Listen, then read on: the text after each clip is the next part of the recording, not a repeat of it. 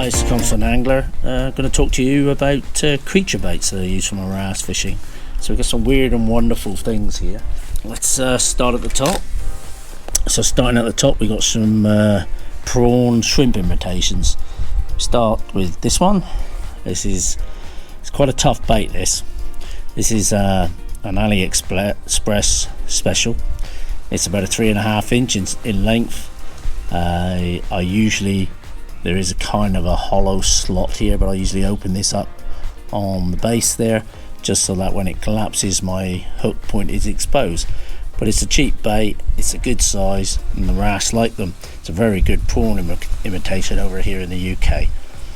Probably the best one I can find, but like you say, I have to ship it in, but they're cheap.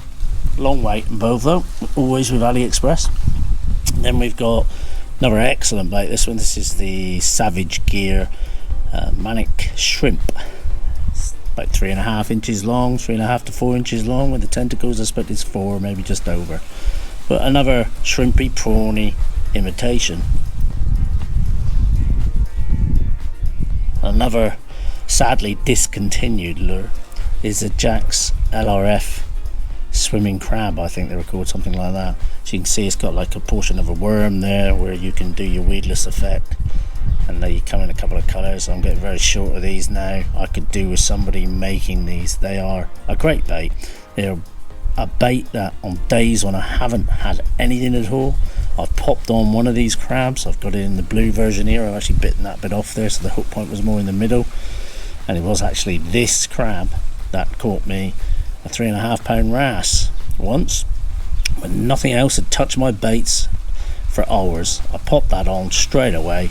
I caught a wrasse. So whether they were fixated on crabs at that point, and this particular bluish crab, it looks a bit like a blue swimmer that we get swimming around in our waters in the UK, I don't know, but it worked on the day, and it's worked on more than one occasion. And these crab baits seem to distinguish between the smaller fish and larger fish as well.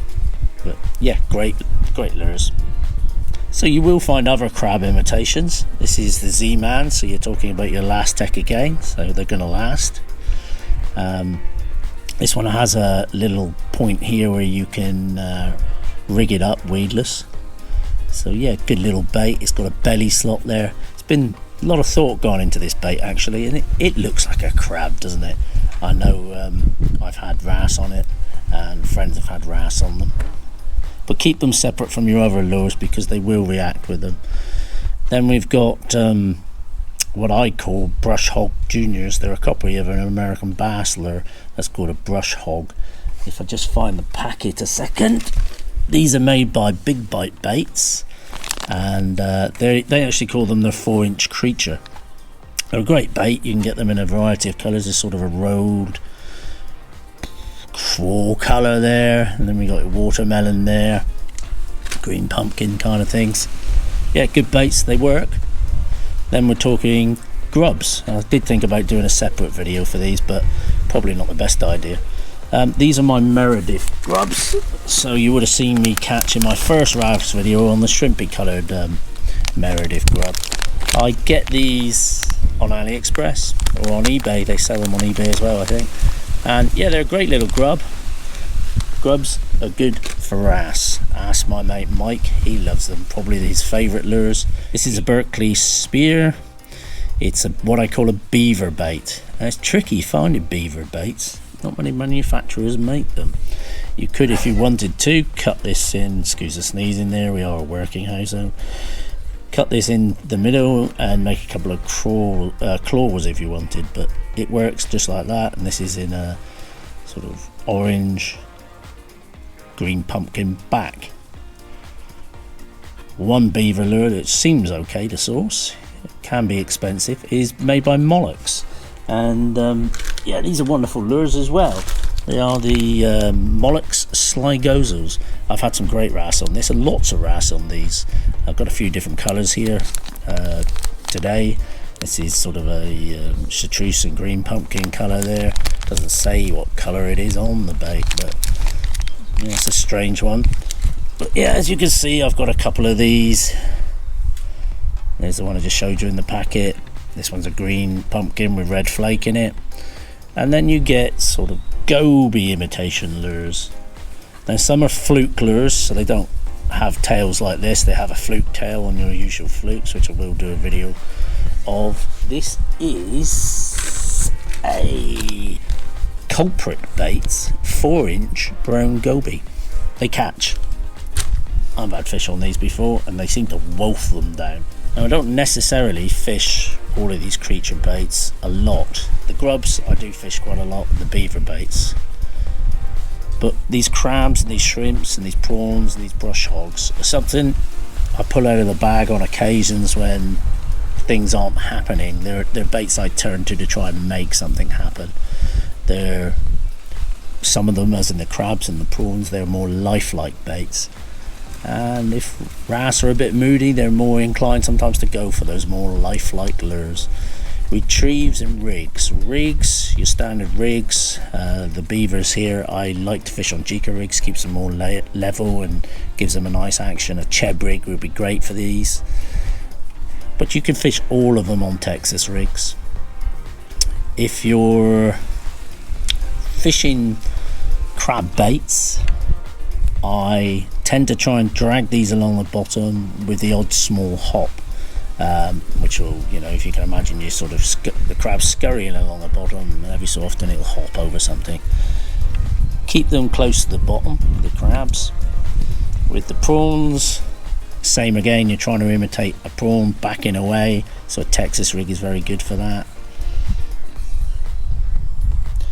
Gobies, rig this way around with the hook up from the head, so they're swimming things, so yeah, you can drag them along and you can hop them, do whatever you think a goby does. Very retrieve with these baits, because as I've said with the crab baits, I found dragging crab baits to be more effective than hopping them or trying to swim them more. That's just my way. Another day it might be a case of the swimming lure would be better. With your hogs, where you want to get these things, these brush hog flappers flapping, so up and down, or just swimming along. Rig them with jika rigs, they work quite nicely on those. Your grubs, well, it's a lift pause retrieve with those to get these tails working, keeping it within a foot or two of the deck. Yeah, so vary those retrieves around. The beavers, you want to be getting to do this. Everything else you want, either want the flappers or the claws even, giving sort of natural movements. But they are something you can play around with the retrieves on. You know, try your different retrieves and see what works for you. Try your different rigs. Cheb rigs are very good with baits like this. Yeah, give it a go. I hope that's given you a little insight into some of the more different lures that we use for wrasse fishing. There are lots of others out there, so experiment, look around and try. They will work. Wrasse do take these lures. Put as much action as you can, make them as lifelike as you can, and you will catch wrasse on them. Colours, as you can see, you can go for more untraditional colours like this, the chartreuse, or you can go for the very lifelike colours like this shrimp, prawn even, or a blue crab, which to some isn't lifelike, but it is with the blue swimmers. This is more of a sort of sandy coloured crab. You might fish this more in an estuary environment. I've caught wrasse on red grubs. Experiment a bit. But yeah, the more traditional colours, the more lifelike colours I think we're looking for more with our grubs. So give it a go, but experiment as always. Hooks. Well, then again, here again, I'm using extra wide gate hooks because these lures are fatter in the body. You can see like there, the shrimp is quite a wide lure. Your crabs, so just vary your sizes, your usual standard sizes, anything from a size 2 up to a size 2.0, 3.0 depending on the size of the bait. I wouldn't use weedless worm hooks, generally only use those for Senkos. You could possibly with something like this brush hog because it's quite narrow in the body. These are some hooks I just recently sourced from AGM. They're Crazy Fish offset big game hooks, so that suggests to me that they're going to be tough. And as I'm looking for a replacement for my Snowbee hooks, we'll see. I'll let you know on these whether these are any good. Thanks for watching. Hope this helped. Don't forget to like and subscribe and hit that notification bell. The Constant Angler.